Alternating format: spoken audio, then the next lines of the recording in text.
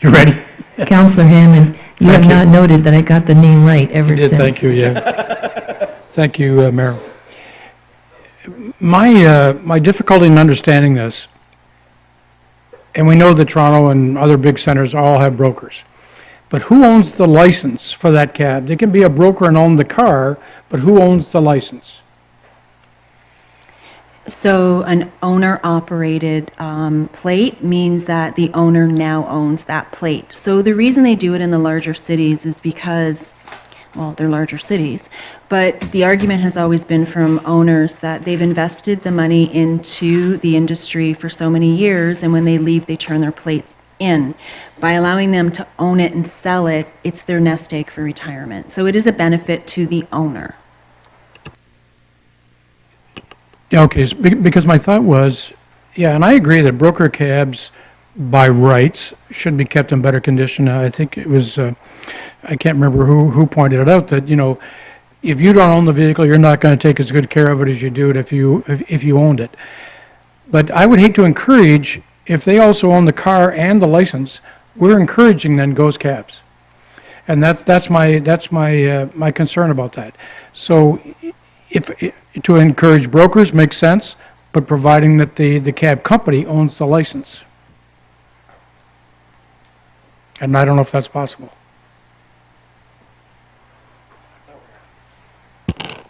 Did you want to answer to that, or just leave it out in the air? Oh, we leave it out in the air. Okay, we're leaving it out in the air. Councillor Thiessen. So I take a totally different view on this. I guess I agree that the plates should be owned by the municipality. I don't think that should change. I don't want to see a monetary value attached to these for those exact reasons. But I do see merit in a driver owning his own vehicle. The plate is still, it goes through the municipality, through the cab company, and then is affixed to a driver-owned vehicle. That way that driver now will treat that vehicle with a little bit more respect, I think. So there's no monetary value attached. It would strictly be, the cab company can go out now and hire anybody who has their own vehicle, as long as they follow all the rest of the rules and regulations that are stipulated there. And I think in that case, you might get a better quality cab and driver. Can I ask further to that? So if that's the case, does that driver have to comply with the colors? Because each cab has their own colors. If the driver owns his car, does he have to comply with the colors? Does he have to paint his car yellow to be a yellow taxi? The way that the bylaw is written now, yes, they would have to have individual colors. So what Councillor Thiessen is saying is that the municipality maintains the owner of the plates, which is similar to what Chatham-Kent does, but they allow the owner to lease essentially the car or the plate.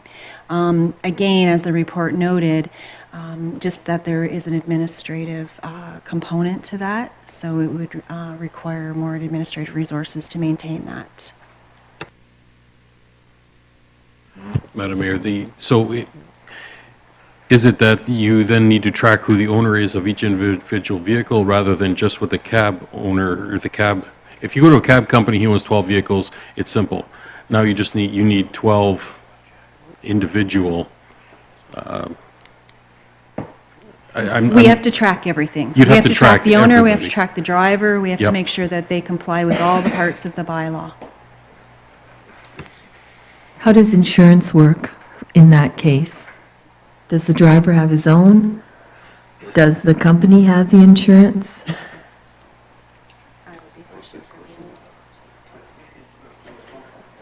The company still has to pay the insurance. Okay, great, thank you. Okay, so moving on to Deputy Mayor.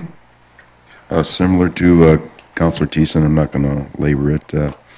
This is new to me. I mean, it's not new to me, but would it be better? Some say yes, some say no. So I think I'm going to vote. Well, yeah, I know you're going to vote on it, but I don't know how I'm going to vote yet. I think it's doable, but if our administration is saying it's going to be harder to track and there's a cost associated to that, who does that cost get put back onto?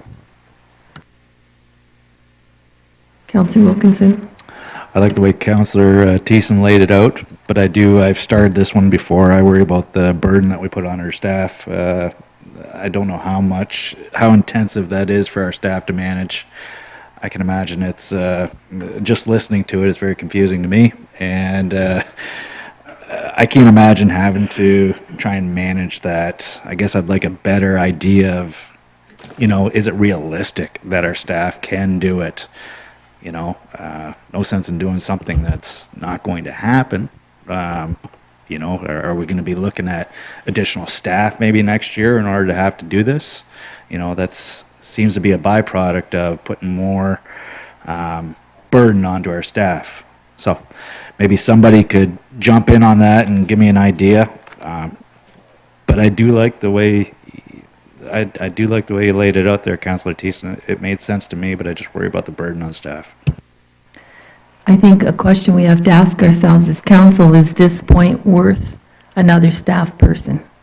Because I do believe we would need another staff person. So is this worth however many thousand a year? Now, we have to remember too, the cab owners, the taxi owners have come to us with these requests. We're giving them one. It's not expected to give everything. And I don't say that in a disrespectful way. We're all trying to leverage it out, right? We're trying to make business easier for them, but also, is this going to end up costing the taxpayer? Sure, Councillor Thiessen. Yes, and is it okay? Thanks. Thank you. So, but the additional work, would it not be up to the cab company to submit forms with all that information? With the name of the cab driver, with his vehicle, with insurance. I'm not sure it would be any more work. The additional work would be in that you have another name, but the cab companies could submit all that, could they not, on a form, so that it's covered off that way? It would be up to them, and if they don't submit the information, you pull the plate.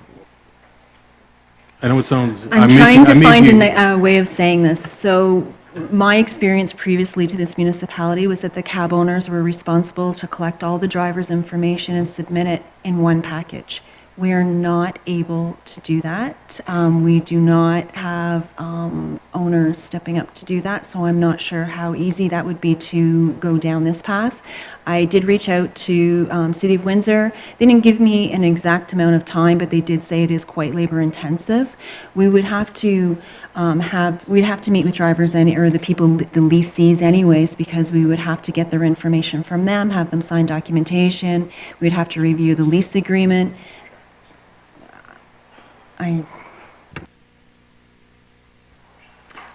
I'm trying to go around the table, though I do want to respect the fact that Councillor Jacobs hasn't had an opportunity yet.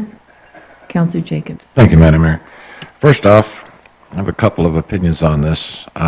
Broker cabs, yes. And the reason I say yes is I think what will happen is maybe some of these ghost riders will join up with a taxi company so they're dispatched and we could run this legally. The second thing is your question about maintenance and more staff. To me, if you are bringing on someone to operate under your license, you're leasing it to them. It's no different than I would think that a company currently has their vehicles, has their drivers, and so forth. They have to report who their drivers are, I guess, to us, do they not? They report their vehicle. Like, what are you looking at as far as what does a company currently provide to you to identify cabs, drivers, or whatever it is you're looking for? Taxi owners, when they renew or apply, they're responsible for providing us the vehicle information. If they are drivers, then they also have to apply for a driver's license. So the drivers are applying for themselves. The only thing that we require them to do annually is to confirm that they're employed. We do ask that the owners are letting us know when the drivers leave their company, but we don't get that information. So that leads me into this. If I am going to buy a cab, or if I have my car, I'm going to lease it to one of the companies. I fill out a lease agreement with, I would presume, the owner of the company, which I would provide him with all the information on my cab or my vehicle. the insurance, whether it's through the corporation that's hiring me or individual. I don't know how they want to work that out. So what difference is there from what we are currently providing to the municipality as to what he can apply to? Because technically speaking, you are still, I guess, an employee of that company. So you're working under a lease arrangement. I think it's no different than some of these trucking companies. You take your truck to them, you operate under their licensing, you operate under their insurance, and I guess that's, to me, it's the same idea. That's where I'm coming with that. Also, I think by brokering is that we're able to keep the cabs. I don't think they might have to go 10 years because we're not expecting a corporation to go out and buy 10 vehicles every 10 years or 8 years, whatever the limit would be. But an individual might be turning his cab over because it's a personal expense on a more timely basis. So to me, I see benefits in doing this.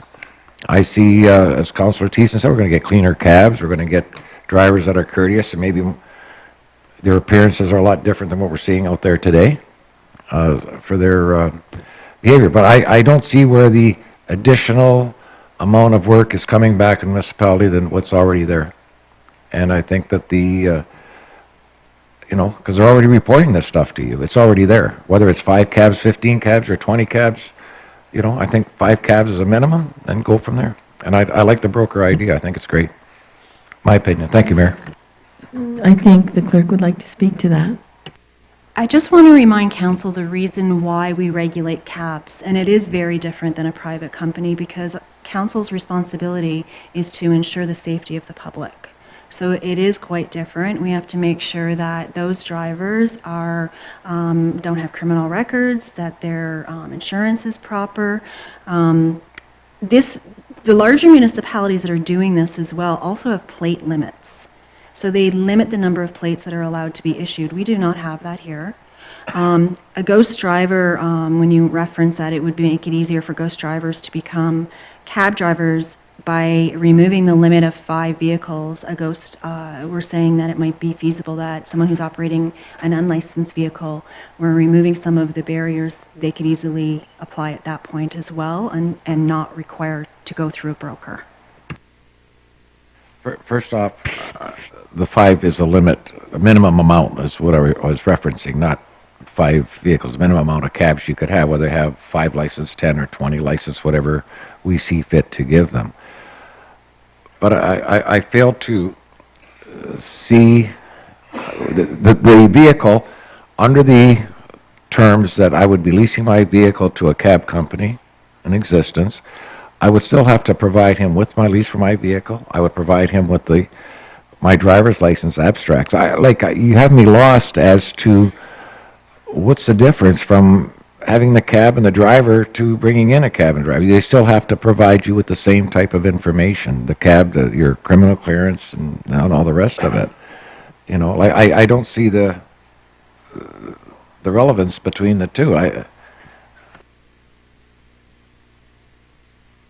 Like to speak to that, Ms. Orton? Well, obviously we haven't experienced yet what the situation would be like and how much time it would take. Brenda has indicated that she's reached out to Windsor and has been told that it's an onerous task and it does take more administrative time.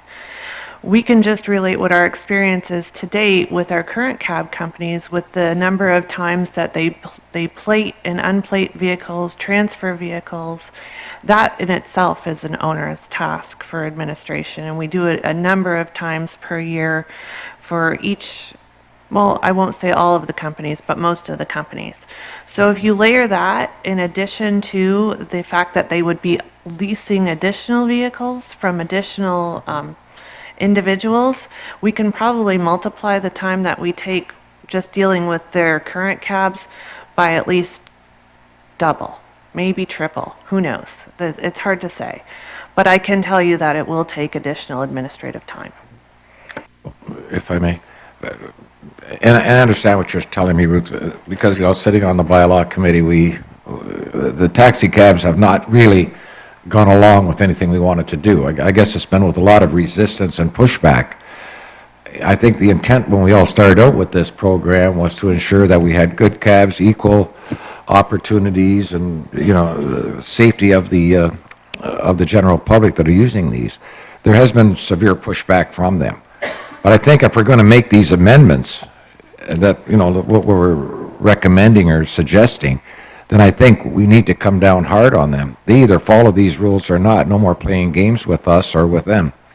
So I think that's going to be an important part that we're going to have to get out to the taxi owners out here, that we all abide by the same rules. Thank you. I have the deputy mayor next. We're the mayor, thanks, and Councilor Jacobs just led into the next one. We all have to play by the same rules. However, it'd be almost like the meters. If you don't want meters when it comes up, do we need to have an owner-operator if you don't want one?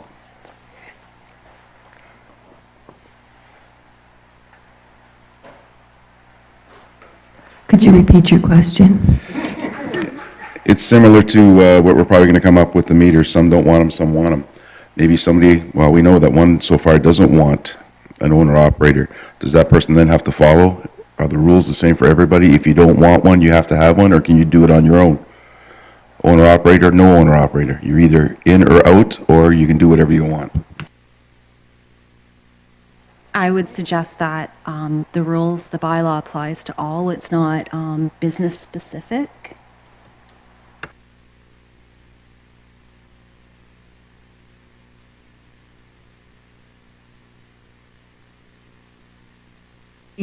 Ms. Percy? It sounds like council is interested in more information in this specific issue, whether it is that the municipality remains the owner of the plates and that they're not allowed to transfer them, but they are allowed to lease out their vehicles. It would be my suggestion that if council, if it's the will of council, that maybe administration come back with further details on how these programs actually look. Does that sound palatable? Councillor Hammond, did you want to Your speak worship, to that? yes, and that was going to be to my point. It would be nice if the cab owners would come to us with some of the forms of the agreements as to what they want to see. I mean, whether it be for the metering or brokering, I mean, their opinions vary all over the place. So I think you're right. I think that if you can come back to us with a better feel for this brokering issue, maybe they can get together and come up with some suggestions for you. I would hope so. But it leaves a lot of onus on us to try to do what's fair for them.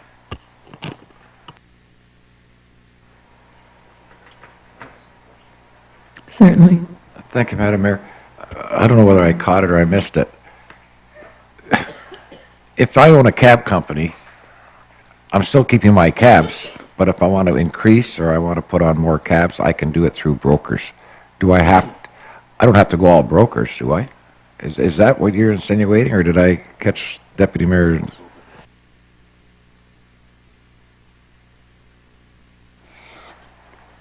I have not overseen a program that allows this provision. So what I'm saying to council is if you want to move in this direction, you allow administration additional time to research it. I'm not comfortable saying that one way works or another way works. I'd rather look into it further and bring that information back for council to make a decision.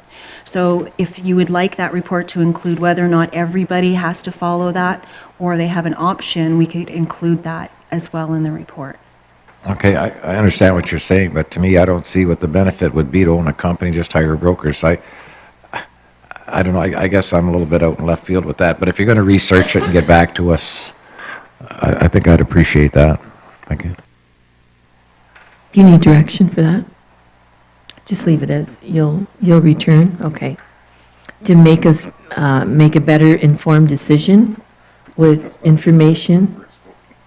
Pardon? So you can say that the first one, we have to vote on each one, so we're not wishy-washy.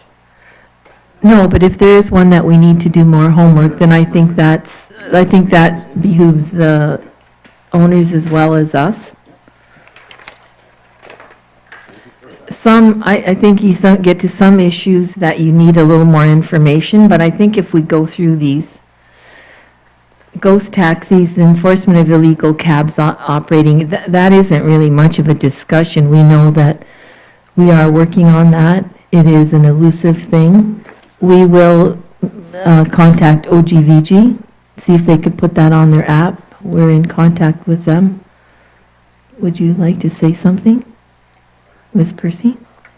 I want to let council know that our bylaw enforcement officer has sent 2 separate letters to the greenhouse owners and managers talking about illegal cabs. If I can just quickly review it, it says the letter says, I'm writing to inform you about illegal cabs, which is a growing issue, explains what illegal cabs are, that they lack proper safety standards and insurance coverage.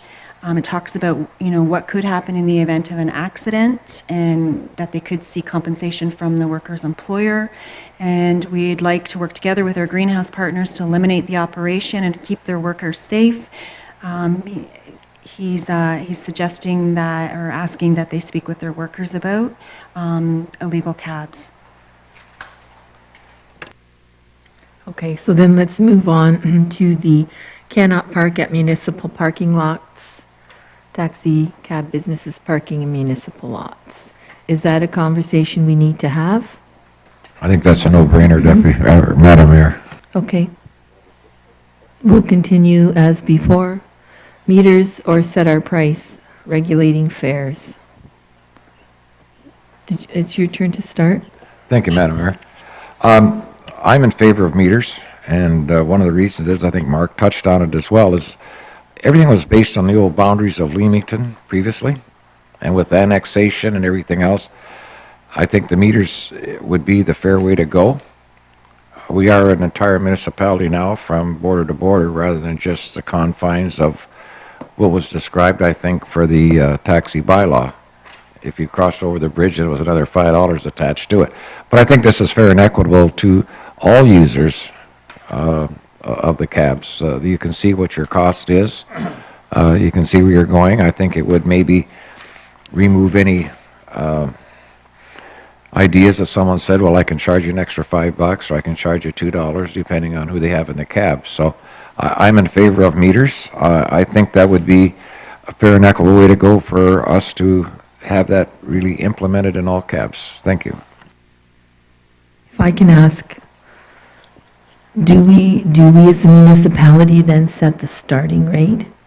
We as a municipality would set that initial, and whether there's a different, what's it called? Drop rate. Okay. It's like we get in a cab in Toronto, you see right away it's $5 and then tick, tick, tick, tick. Right. Then you tell me, let me off the next block. I can't afford this, but anyway. Well, and it prevents gouging as well, as you said. Okay, Councillor Wilkinson, did you want to speak to this? My only concern I had written down here was, yes, what's the investment going to be that we're implying onto these companies? I think you said it was $300 roughly for a meter times 12 cabs, $3,600 is the investment. I think there's opportunity here, though. I hope I'm right, but I think there's opportunity here for you to increase your revenue through this. And I understand minimum wage is going up, gas is going up, everything is going up, but yet we're still, that flat fee, I can see that being challenging to make money in this business. I think this investment for the companies to take on to get the meters would hopefully increase the revenue to your company, giving you a more successful business. That's my thoughts. Hope I'm right. Do each of us want to speak to this? Okay, Deputy Mayor. Thank you, worthy Mayor. I believe that if the meters are there, will that eliminate the driver then of having to record every fare he picks up, or will it be saved on a SIM card or something? And or that there should be a flat rate plus fare cards posted. If you want to go from the marina to Staples, it's so much money. And it's the town too. There you go. It's the town. If you want to go to Freddy's, it should be the same distance too. So the fares should be reviewed, or flat rate fare. And you know what? If I can take one cab and it can take me to a certain place for $6 and the other one's $7, well, who do you think I'm going to call the next time? So it also makes for flat rate. Other than you got that. So I mean, I'm in favor of the meters.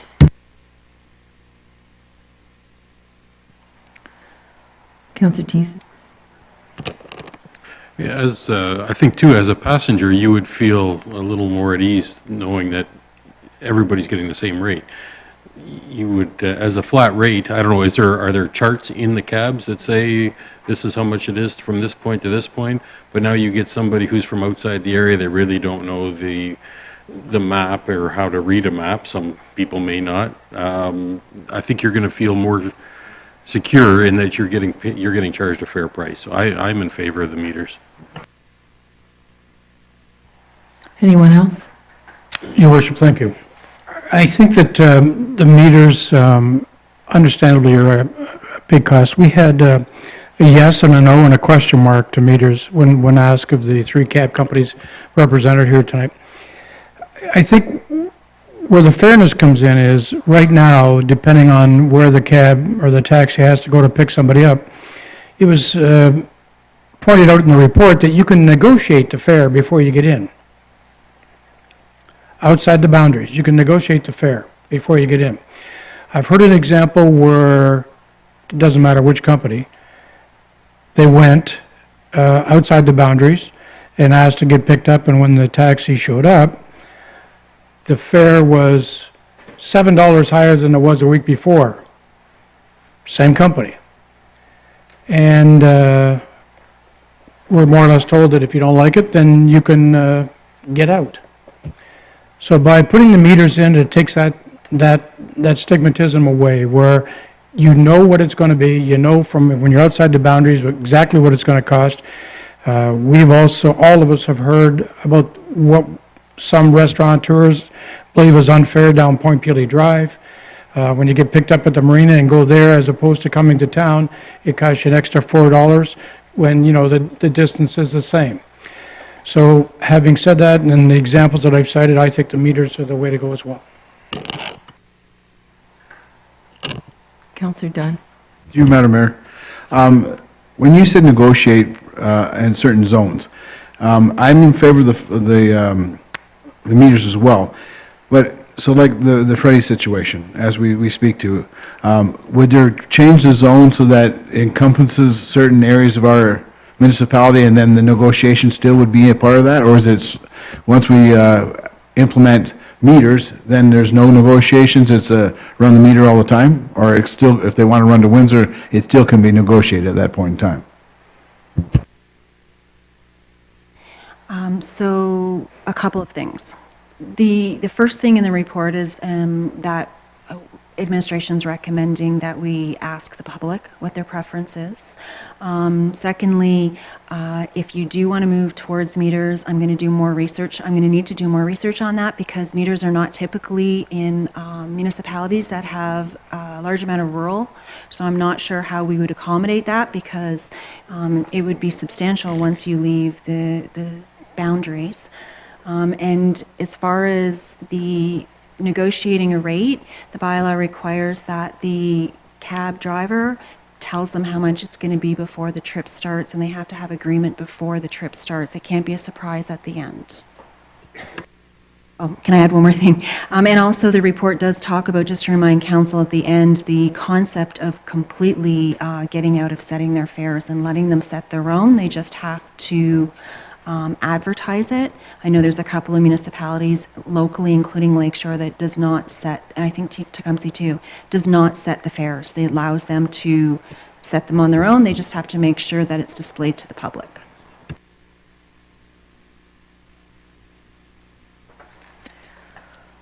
So you prefer if we want to discuss or want to make a decision on meters, that you should have a further report along with the other more information. I think it's pertinent that we ask the public what they want. Okay. Yeah.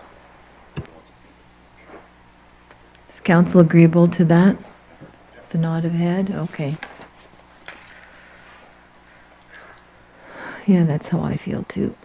So not allowed to pick up in Wheatley or Chatham, that is a non-negotiable. High fine tickets for drivers, set fines for contravention of the bylaw, that's also a, did you want to speak to that, Councillor Thiessen? Yes, thank you, Madam Mayor. Just going through some of the fines, once you get down to the handicap fines, those are the ones that kind of bothered me, because they were very low. I think if you're going to, and if I can get down there quickly, which isn't going to happen, I believe they were $100 for the handicap, for obstruction. Oh, no, that's not it. Sorry about that. But it's, when you get down to the dealing with handicapped people, and if they're not dealt with properly, it was only like $100 or $300 fine. I would suggest that should be in the neighborhood of a minimum of 500, if not more. Can you find it there, Brenda? 46? Right, so driver to provide, well, that's the information.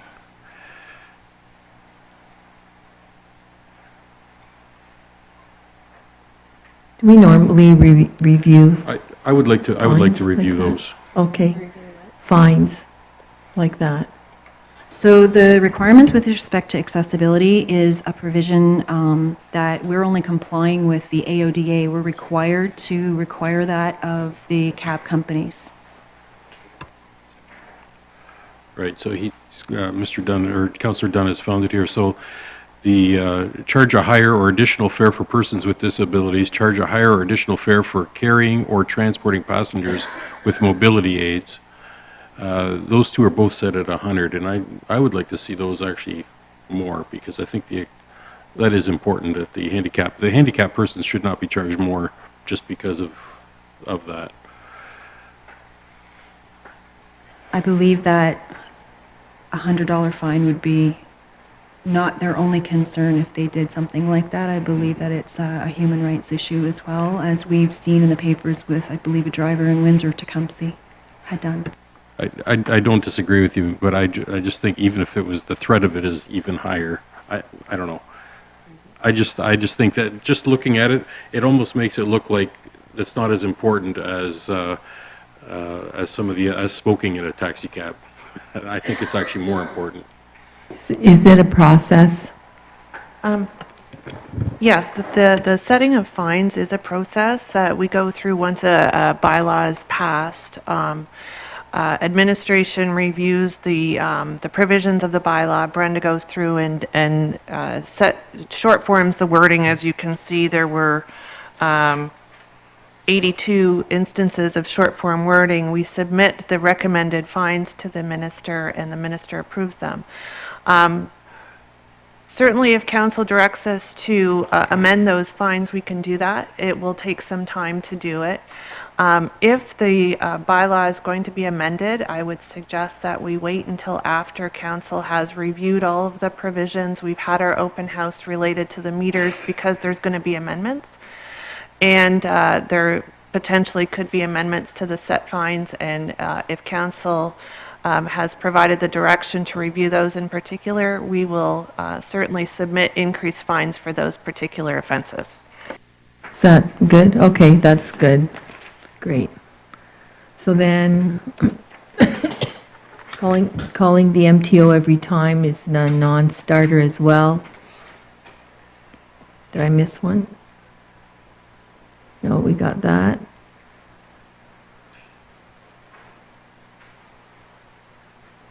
Not allowed to pick up at Nader's. This is private property. We all understand that. Same with names, because we don't have the name registry. We do have a complaint resolution process in place. The advertising on taxi cabs, is that anything that you want to discuss or debate? Councillor Dunn. Through you, Madam Mayor. We put advertising on our own buses. What guidance do we have for putting advertisement on our own buses, and could we implement the same for the taxis? Allowing them to get additional revenue and... No, you are correct. We do have provision to allow advertising on our transit buses. And there's a few things that we check before we allow the ad to go on the bus.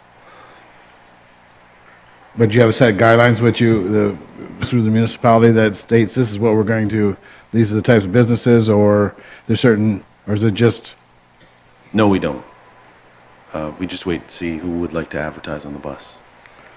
But we don't have a set of guidelines, no. Mr. Neufeld? The advertisements on the bus has become an issue as well. Not one to be debated tonight, but the onus previously was on the previous owner of the bus company. Now that things have changed, there's been a movement away from who is going out and finding the people who want to advertise on the bus. So the municipality has actually been looking at utilizing the bus advertisement space only for our own purposes. So for example, advertising what's happening at the waterfront, advertising when our Mill Street markets are, advertising all of the things, the sorts of things that are happening directly relating to the municipality. So we're actually looking at moving away from selling advertisements on municipal buses as well, because it becomes quite a challenge for us to find. We'd have to hire somebody to go out to find somebody to do the advertising, to collect the advertising. So quite frankly, the information that we have with respect to our own buses will likely not be helpful as it applies to the cab companies here. And further? It's just that we've seen in the big cities how some of the taxi cabs do have advertisement on top, and so there's an added revenue for them as well as possibly for us as well. So it's just a thought. Councillor Wilkinson? Councillor Dunn raised my point that I was going to bring up, the bus company. We do our own advertising, but secondly, and I think more important, we've heard the challenges these companies are having trying to make a profit, and with the added cost of fuel going up, wages, they're missing out on, that's a golden opportunity to bring in revenue for these guys. I remember many years ago, Jack used to do it on his cabs, and as far as I'm concerned, it looked, appropriate and nice. I don't think that would be some major hurdle to try and maneuver for us to allow that. I'd like to see these companies have access to making more revenue so that they can pay their drivers appropriately, operate as they need to. I think we really need to consider this one. Councillor Thiessen? I think though, if we would want to allow them to have advertising, we don't want them looking like an NASCAR either. I think it would have to be done very tastefully, and it would have to be approved by the municipality, because they go down the marina, or they're picking up our visitors. We don't want something that's maybe not so tasteful on them as well.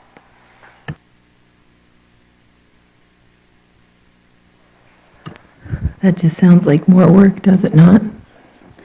What I'm thinking is maybe at the end of the day, like we did with our business licensing, we are going to have to cough up a wage for someone to work in this department. We seem to be adding more and more onto what we are expecting. I mean, that's fine, because I do think that we need to take care of our residents and make sure things are good. But I'm just saying, the more we put on, the more we need to consider a wage. And is this worth it to us? Can I ask Councillor Jacobs first, because he Thank you, hasn't Madam spoken?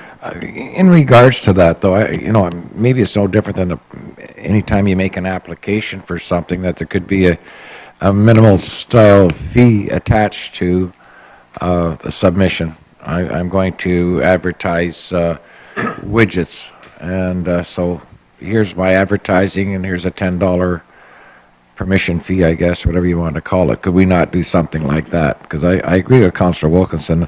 There's a possibility here for these guys to generate some revenue, as well as our companies within our municipality to advertise.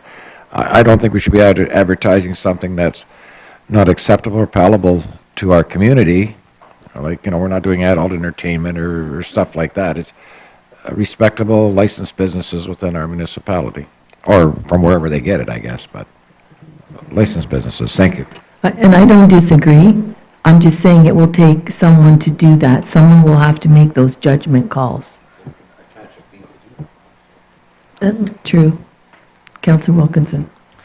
And Mayor, I would think we have some sort of guidelines too. We accept advertising at the arena on the arena boards.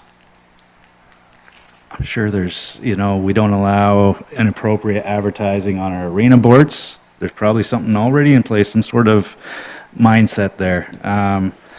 I get where you're going, Councillor Thiessen. We don't want to look like, I think, Ernie the Bacon Man when he drives his truck into town. I completely agree with you there. I don't want our stuff looking there. But if we were to maybe limit them to 1 or 2 major advertisers on the car where it's a wrap, let's say, you know, I use those when I do go to Toronto to know what's playing at the theaters or something, you know, there's a show in town. I think it looks, I don't know, cool and appropriate, you know, imagine Hogs for Hospice or somebody advertising on these things. This one I think has got good merit to it, but I think that some of those, if we have any sort of, if we've done our homework on all the advertising we do inside the arena, we probably have a little bit of this covered. Mr. Neufeld, did you want to speak to that? I do. Again, as it relates to the advertisement at the arena, again, this is something that an external, I believe the Leamington Flyers are taking the lead in obtaining the advertisements themselves, going out to do the selling. My suggestion is that we would need to develop a bylaw around this. You know the difficulties that we've had with our sign bylaw and the manner in which signs are displayed in the storefronts. Does a cardboard sign in the back window of a cab suffice as an advertisement? You know, so as you know, where I'm going is that every time that we bring in something, and I'm not speaking against it, but every time we bring in something, we also feel the need to regulate it. And when we don't regulate it, we very quickly feel like we need to regulate it. And then we're trying to fix something. These things are not easy. So again, this would be another one of those things that if council is looking for information on how we could allow for advertisement on cabs, it would be the development of a bylaw. And if that is council's wish, it would require a report for us to bring back, and that will require some time again to do. I'm looking for direction on that. You're looking for a report on signage, on the feasibility of signage and consequently a bylaw. Head nods. I see majority of head nods. Mr. Neufeld? And I would add then that would also give us an opportunity to raise this at the public open house and see how the public feels about that, because I think that there will be varying degrees of acceptance and concern about what will and won't be advertised. But if it is a legitimate business, I'm not sure, even if it's adult entertainment, if they're a legitimate business, why are they not able to advertise on the vehicle? So we get into all kinds of different questions there, but we'll have to bring that back to council. If I may, Madam Mayor, just a friendly reminder, we do sell advertising anyway. We sell it out at the marina, on the marina boards down there. We charge a fee for that as well. So we do advertise. I just wanted to bring that out, or sell advertising. And as you raise that, we're also reviewing that situation because you know, the manner in which we have been advertising down at the marina is no longer in keeping with the kind of environment that we're trying to create. Council just authorized the spending of a significant amount of money putting in a new sign at the marina as well as Seacliff Park. Does that coincide well? Does that align well with the old method of the pergola with the pamphlets stapled to the inside of it? These are the sorts of things that we're trying to change. And so again, even as you raise it, understand we are reviewing those processes as well. It's a friendly reminder, that's all I was going to add. But even as a devil's advocate, and that's what when I'm saying these things, I'm not trying to argue, but I want you to remember, I just want you to remember that we need to think about all sides of the story. So in this case, it's not like taxi cabs don't come with advertising in other centers.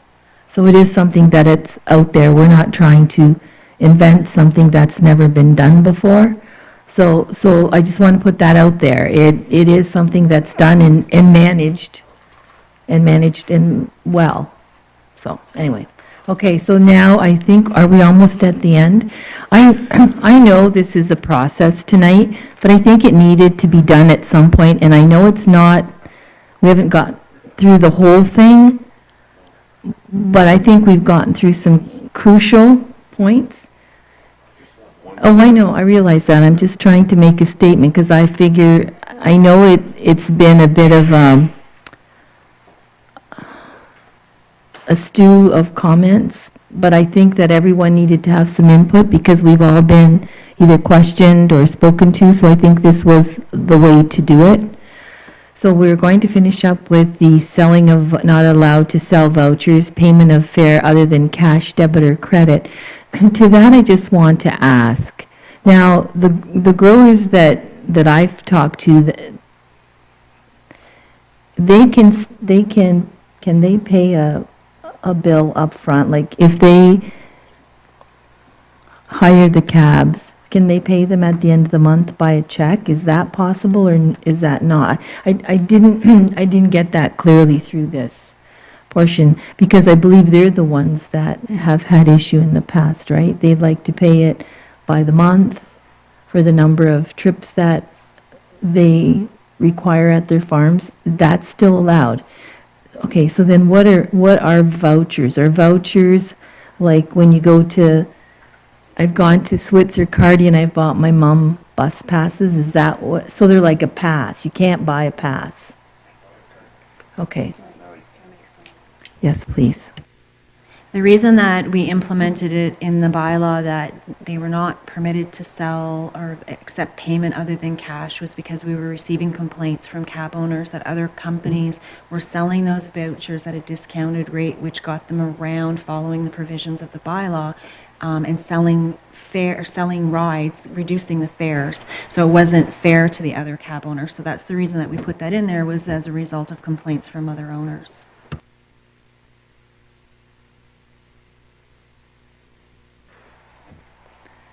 Is this a discussion we'd like to have? I'm I'm going to start at this end if you don't mind.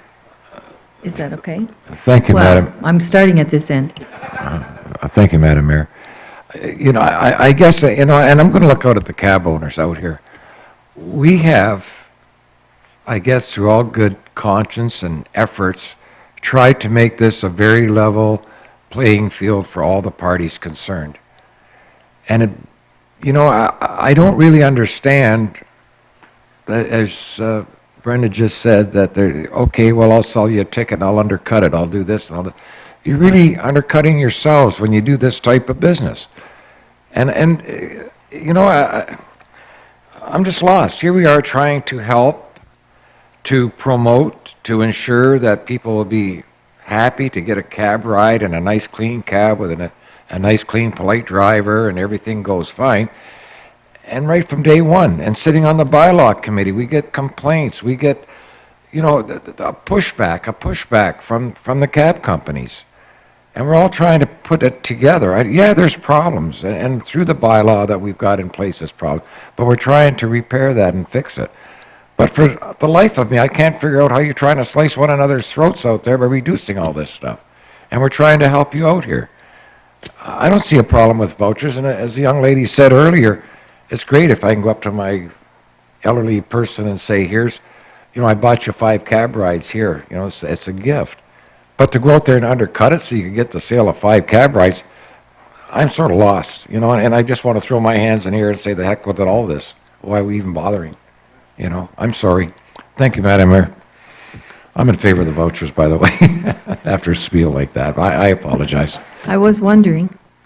Anyone else want to speak to it? That's good. Counselor, or sorry, Deputy Mayor, would you like to? No, it was, if there's an elderly person living here and you live in Toronto, I can't say, well, here's, let's use $75, that's 10 cab fares. I can't see why we're not allowed to do that.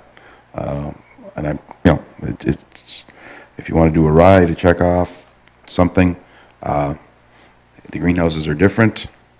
I know the schools were different too, but I mean, you pay once up front. If you want to, if maybe I can get 8 cab rides out of that. I mean, the undercutting, I'm not going to get into that, but again, I think vouchers are we should have them. Counselor Dunn. Through you, Madam Mayor. Gift cards or vouchers, something like that, I agree with. That can be used just for the rides. Just people do that where they give a gift to prevent them using it for something else as well.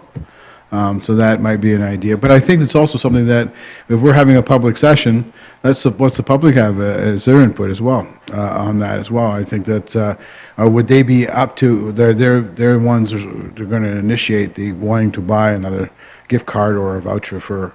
So we might get some input on that as well. Thank you. Counselor Thiessen? Oh, Hammond, sorry, did you want to speak, Counselor Hammond? Yes, Mayor, thank you. It was my turn, wasn't it? I think that, a lot of this will change when we talk about metering, because if you go to metering, I don't know how you do it other than have $1 coupon, like a cash or a cab buck or something. So depending on whether or not we end up with metering will determine whether or not you can use a gift card of some kind. Otherwise, you'll have to have something like Tim Hortons where you put it in and, you extract $10 from a $15 card and you get $5 left over. I mean, that's not what they want. And I understand that. I think that the gift cards would be great but metering will change all of that if we go that route. So. Good point. Counselor Thiessen. And that was exactly where I was going with that. Unless it's some sort of reloadable Tim's card or something along that lines, I don't know how it would work. But Okay. if it works, I would agree with it.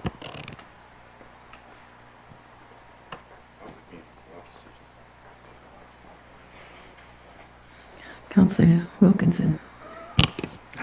Great points made by all. I'm in favor of vouchers too, just so you know where I'm at. But great points made, especially you, Councillor Hammond. Well, then should we wait and see what the decision is on meters before we take this one any further? I'm looking at nodding heads. Okay. Well, I guess that takes us to the end of the, have I missed anything? Okay. Ms. Percy, are you clear? Clear. Council, I'm not asking if you're clear on this, because we'd have to go back. Do we want to say what we're doing? No? Okay, all right. I think we've got a pretty good idea. Okay, all right. I guess now we can move on. Well, it's been a process. We've talked and tried to take into account what you've asked us to do. Some we can, some will take further deliberation. But I hope you see that we're here to help. Administration is as well. You may not like some of the final decisions, but we're doing our best. So I'll leave it at that. Councillor Hammond, did you want to speak? Yes, just one thing, if I can, Mayor, thank you. I look forward to the discussion about hard surface, to the points made by Councillor Wilkinson. I think we're well, and we've heard those talks in the past. And the comment made by Mr. Lundell with respect to hard surface, and it's not a public parking lot, are thoughts, that I've had in the past as well. So I'm looking forward to that conversation. And again, through input from the cab owners, maybe we can, get some more feedback about what their thoughts are. Before I hand it over to the CAO, Ms. Percy just said when we have that public meeting, you will all be notified? Or at least, Yeah, I would, once that report is in the queue and we have the council meeting date and it's on the agenda, I'd be happy to circulate that to the cab owner so they're aware of when it will be discussed at council and can apply as delegates if they wish. Did you hear that?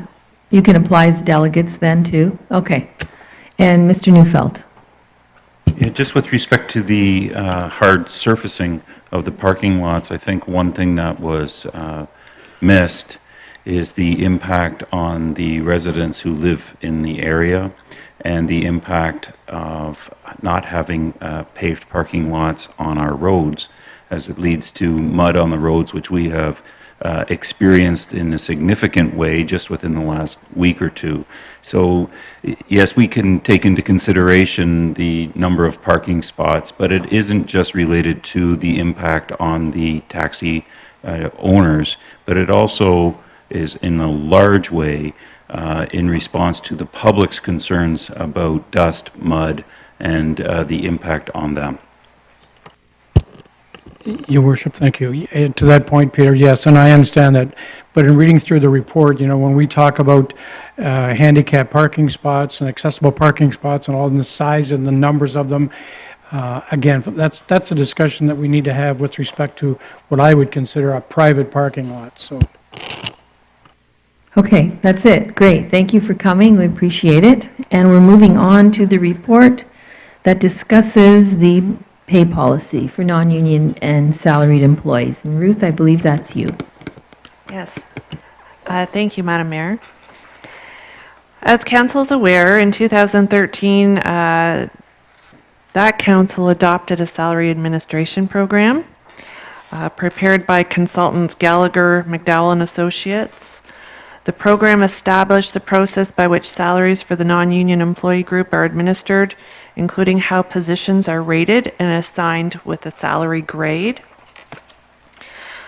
The pay policy for non-union salaried employees corresponds with that program to provide guidance in connection with the program's administration. Article E of the policy indicates that in the event that a job description or the responsibilities of a position are altered, an employee may request that the position be re-rated by a rating committee. And that rating committee also rates the salary of new positions. Article E currently indicates that the Chief Administrative Officer, the 4 directors, and the Human Resources Manager are members of the rating committee who are tasked with reviewing requests for re-ratings. During the last council meeting, when council considered the report regarding salary adjustments, that report included a number of amendments to this policy. And some members of council expressed a desire to have a member of council participate on the rating committee, so to have that policy further amended to add a council member to the members of that committee. So the recommendation brought forward tonight is that the Article E of the rating committee, regarding the rating committee, contained within the pay policy, be amended to include that one member of council be appointed to the rating committee by the mayor. Comments or questions? I have a question if there's no one else. You do too. Deputy Mayor, I'll let you go first. Really, Mayor, thanks. It involves the pay scale. Maybe it's not the right time, but I just would like to know how does I know we talked about it before. Is there anybody that's non-union now that has not gone up the pay scale in a year or two?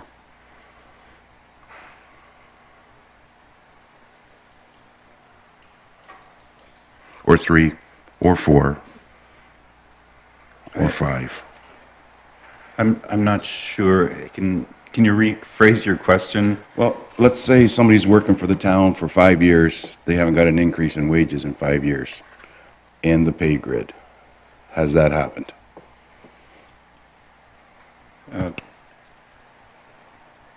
Someone could be at the top of their pay grid, so step 5, and that doesn't change, except for the economic adjustment that is approved by council each year. So they can only go to step 5, grade 1, or is that like the grade? Or so they cannot go? That's correct. Their job would be rated within a band, and within that band there'd be 5 steps, And over time, probably 5 years, they'd get to the 5th step, and then there are no more steps. The only thing that would be adjusted would be the economic adjustment that council approves each year. That's cleared up for me, thank you. My question is this. It says an employee may request that the position be re-rated by a rating committee because they feel that their job has changed.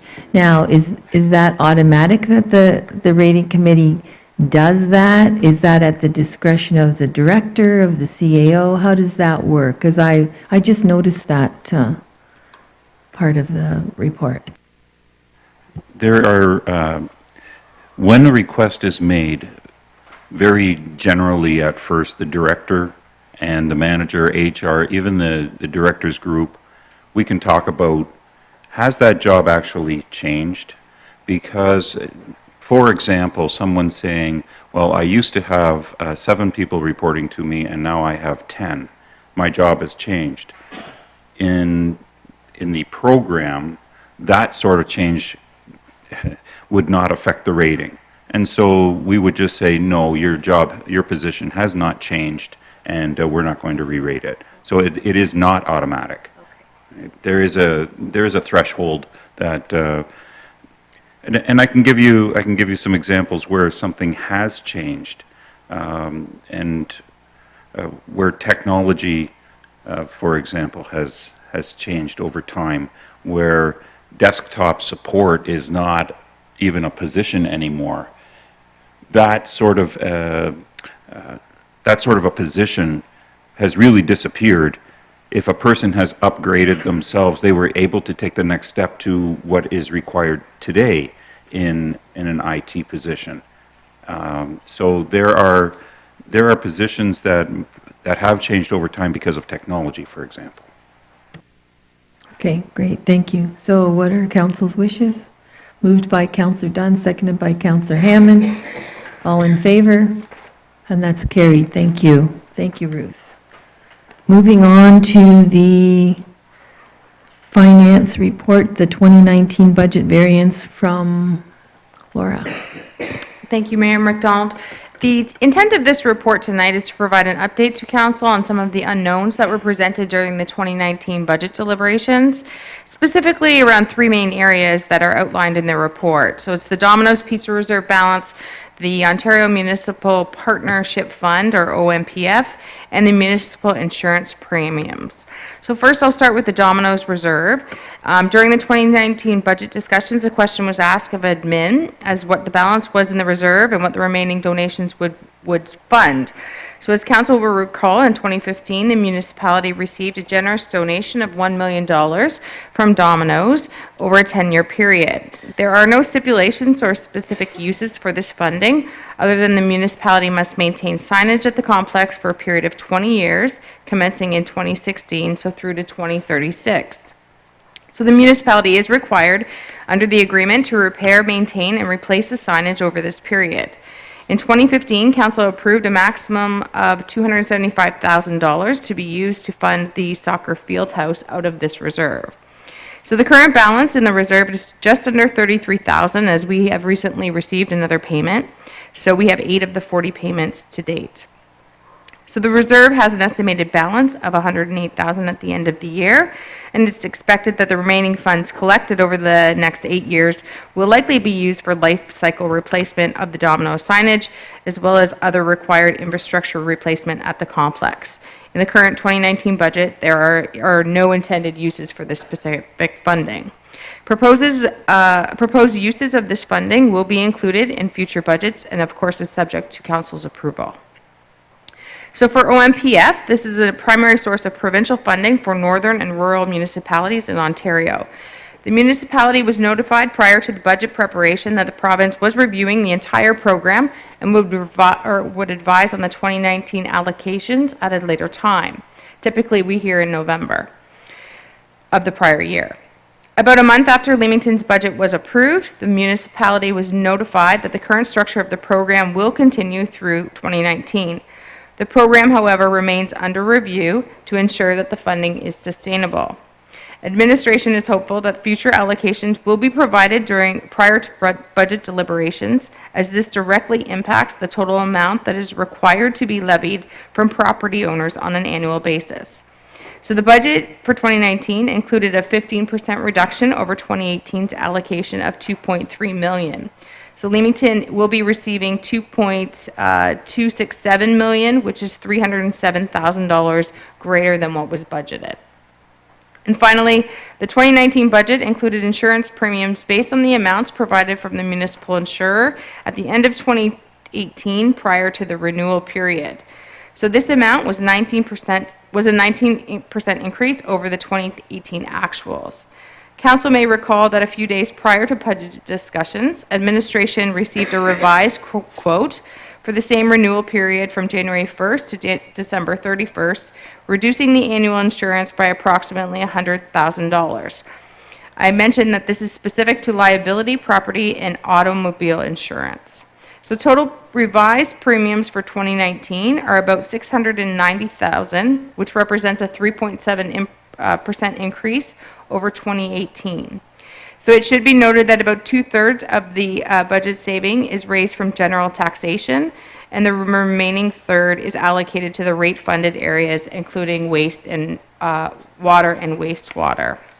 So all in all, this is really good news, a good news story from a financial perspective, as it's anticipated that in total, the municipality is already projecting a $307,000 favorable to budget by the end of the year.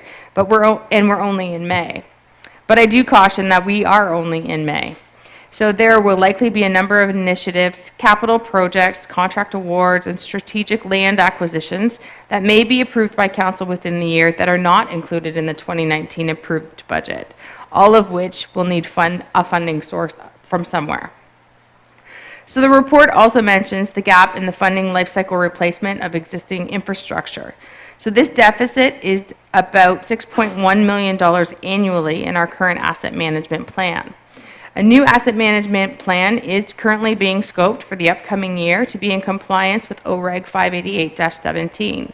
A new asset management policy must be in place by July 1st of this year, an updated plan for core municipal assets by July 2023, all other infrastructure 1 year later, which both require a supporting financial strategy as part of the plan. I mention this now as we need to make sure that the Leamington tax rates are reasonable to make sure that the decisions of today are not burdening the taxpayers of tomorrow. Ensuring healthy reserves, making repayments of existing debt and not taking on new debt helps reduce the financial risk in the event of a catastrophic infrastructure failure. It also allows for reducing the infrastructure replacement gap, as I previously mentioned. It provides access to upper levels of grant funding when it becomes available, and demonstrates this council's long-term responsible management of municipal finances. So it is administration's intent to bring these amounts forward with future variance reports and provide recommendations to council at this time. But for now, this report is provided to council just for an update. So it's recommended that council receive the report for information. Thank you. Thank you, Laura. Appreciate that. Comments or questions? Move to receive by the Deputy Mayor, seconded by Councillor Jacobs, with a question. Thank you, Madam Mayor. Laura, the recent announcement by the Ford government, they're going to rescind these retroactive payments and things. Does any of that affect us here with the cuts that they're doing and the downloading and offloadings? And I know that there was a recent announcement that they rescinded that. Is that affecting this budget at all, or do we have anything hanging in that balance? Through you, Mayor McDonald, a lot of that pressure was coming to the upper tier, so the county that was feeling that pressure. It was related to the health care, social services, that type of thing. So it does not relate to us specifically.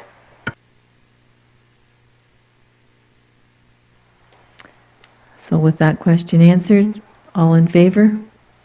And that's carried. Thank you. Moving on to other matters for approval, there are the minutes of the Union Water Supply System Board of Management meeting held on April 24th, 2019, moved by Councillor Jacobs, seconded by Councillor Hammond. All in favor? Carried. Report on closed session to the clerk. A closed meeting was held at 5:45 PM prior to the open session of the council meeting pursuant to subsection 239-2C of the Municipal Act to discuss confidential report LLS 3219 dated May 13th, 2019 regarding disposition of lands Talbot Street West. As a result of that discussion, the following motion is before council for consideration. Council authorized the transfer of an approximately 18-foot wide strip of land to the west of the vacant lands fronting on Talbot Street West and the lands known as 43 Mill Street West, legally described as being part of Lot 5, Registered Plan 173, designated as Part 1 on 12R 27718 to 1849650 Ontario Limited for the sum of $7,551 on the terms as described in confidential report LLS 3219, and the Director of Legal and Legislative Services be authorized to execute all documents required to complete the above-noted transfer. Council's wishes. Moved by Councillor Hammond, seconded by Councillor Thiessen. All in favor? And that's carried. Then consideration of bylaws. Bylaw 33-19 being a bylaw to amend the comprehensive zoning bylaw number 89D09 for the municipality of Leamington, which pertains to the subject land ZBA 168, 2420 Hickson Road, 417 Kent Road, 1, 419 Kent Road 1. Bylaw 3419 being a bylaw to amend comprehensive zoning bylaw number 89009 for the municipality of Leamington, which pertains to the subject land ZBA 191, 1739 Mercia Road.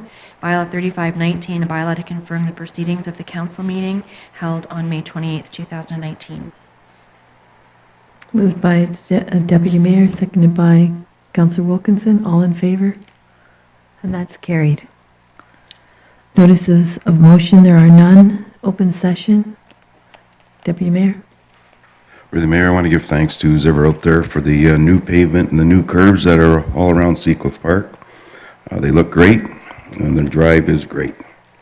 However, noticing a handicapped person sitting there, they had to make their way all the way to the south of the volleyball court to get into the park. There are no curb cuts for the wheelchairs or any diamond plates for the visually impaired. Was this an afterthought, or I'm sure that the contractor maybe should cover this, so there's no handicap entrances anywhere along Forest.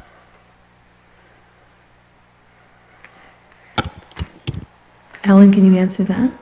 I can try, yes. I believe they're just not finished yet. There are wheelchair ramps and access points in the contract, and some of them may be coming this week or next week as asphalt ramps instead of the traditional concrete ramp that you'd see at the end of a sidewalk.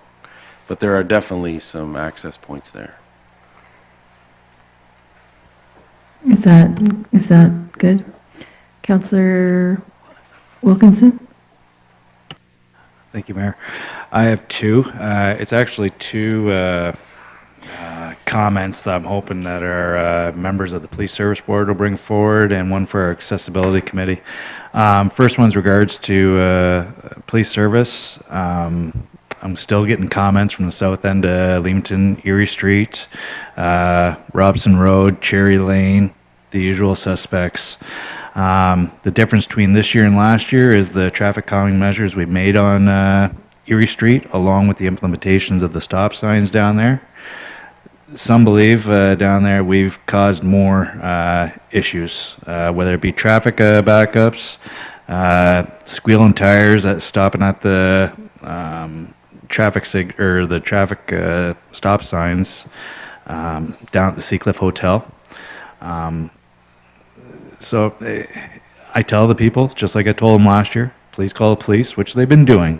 But this is the same common complaints, very consistent, that we've been hearing for years with the South End. And I know we've raised it before at the Police Service Boards that we need to have more more visibility from the police at the most common times. I can set my watch to it basically when we're going to have problems, and it seems like it's 5 till about, I don't know, 9 to 10 o'clock at night is the trouble times that I get the texts from people saying it's a gong show over here, you need to get out here and look, and they're usually right. So we've talked about our police service before, and these are issues that are reoccurring year to year. I think it needs to be brought up again. But there's also a special mention for those stop signs. That is something new down there that I've asked the residents to give them a chance. They are saying traffic will block up on Sunday afternoons when we have prime conditions. Traffic is backing up. I've raced over there to see it myself, and they're correct. Just something to keep in mind. I'm not saying we're abandoning that, but I think sometimes it leads to further traffic hindrances. Second one was raised to me by a funeral home operator here in town that operates a lot after 5 o'clock. This person brought it to my attention that there's no wheelchair accessibility transportation for people after 5 o'clock. So I'm assuming that our transit bus has wheelchair accessible, but that service must end at 5 o'clock, I'm assuming, 7 o'clock. This was brought to me by a funeral home operator. So funeral homes, of course, are operating 7 o'clock till 9 o'clock, and the elderly trying to get to the funeral home. We don't have a cab company in town that's capable of getting these people over there. So she said to me that it was 5 o'clock. I don't know if the transit bus stops at 5 or 7, but I thought it was a valid point, something that maybe you want to discuss at your next accessibility committee meeting. Thank you.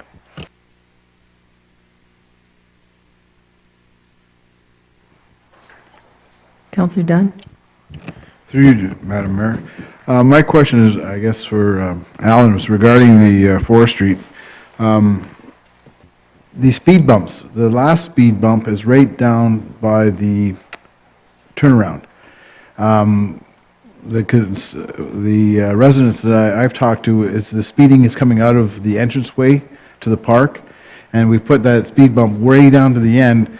It actually won't serve any purpose because people are slowing down to make that turn, whereas it should have been maybe halfway back up again. I don't know if there's anything we can do about that now, but it seems to be quite a ways out of the way to be utilized. Thank you. Councillor Hammond? Your Worship, I didn't have anything, but I'll respond to Councillor Wilkerson. Yeah, we will take note of that for the Police Services Board, the mayor and myself. And also, too, with respect to accessibility in cabs, and Councillor Thiessen brought it up earlier on about the fines levied. We offer through accessibility an incentive for cab companies or cab owners to have wheelchair accessible cabs. Maybe the incentive wasn't large enough, but none of them wanted to take part in that. They didn't want to have wheelchair accessible cabs. And again, we'll revisit that again. Maybe we can offer a bigger incentive again for them to put at least one on, but their concerns were, somebody will call and somebody else will be out with it and we won't be able to use it, and they had a lot of reasons why they didn't want to do it. But you're right, and I should have brought it up earlier. There isn't any of them that have one cab that's wheelchair accessible. Councillor Thiessen? Thank you, Madam Mayor. 2 issues, and both of these actually may go to the police board as well. The first one, I attended the human trafficking evening that Rick Nichols had put on. Again, a very sobering event, and it's, if anybody thinks that it's not in this area, think again. It's, again, a very sobering event, and they are going to have more, and I would encourage everybody to try to attend at least one of those. And that's something that I wonder, how can the municipality help out? And that may be the question for police services. Where is our fit in this? What can we do to make this problem go away? Because that's the only thing that I think is right. Secondly, it's getting into summertime, we're getting more bikes on the road, we're getting more workers riding their bikes at night. Out in the rural areas, very difficult to see. You can't see them until you're on top of them sometimes. And another question for police services is what can we do about that? Because I know that there are a number of greenhouse operators who do the right thing. They buy them the lights for their bikes. They buy them the reflective vests. Those items end up being sent home at the end of their contract, or they just don't wear them, or whatever happens. Maybe it's something where they need to be, or police need to start pulling them over once in a while and start out with warnings and then move on to fines. And maybe that would then change their habits. But something needs to be done before somebody else gets killed. I think our representative to the Migrant Workers Board might want to comment. Through you, Madam Mayor. With regard to that, we have the bike shop is actually, when it comes to the migrant workers, will install and get these bikes up to a certain standard without a charge to them. So if you have greenhouse growers or other people that want to provide lighting, we have the Rotary Club as well as many other organizations, including the OPP, that are donating, and it's being put on the bikes, and then we're even raffling them off, and we're also trying to keep those bikes in good repair for them. So we are trying to, but maybe that is another thing regarding that. As well as you said earlier on in our discussion today, we were talking about getting a notification off to the greenhouse growers, but that notification, I forget what it was regarding earlier on about the greenhouse growers. The ghost taxis. Yes, and I think that I'm going to try and make a note of that to take it to the migrant workers as well, because we have a Facebook page as well, and like you said, that app for those guys through OGVG, the Hub Connect is what it's called. That, as well as we have a Facebook site, so we can actually put that on the Facebook site as well for the migrant workers and try and pass it along that way. And also, we're in the process of starting a welcoming center, and once we get that up and running, well, that'll be some information that we can pass along to the migrant workers. Two quick things. I went to a press thing, an announcement yesterday in the town of Tecumseh. The Windsor-Essex Community Foundation is a philanthropic organization where people donate money, and they try and give back to the communities within the county. And they decided to give $30,000 total to youth-led projects in Tecumseh and Leamington, so we get $15,000 and Tecumseh gets 15. And this is managed through RBC. So young people between the ages of 15 and 29 can come up with a project that makes their community a better place, addressing, food safety or any kind of issue, homelessness, whatever they come up with. There's an application process. They can apply, and they are eligible for up to $15,000.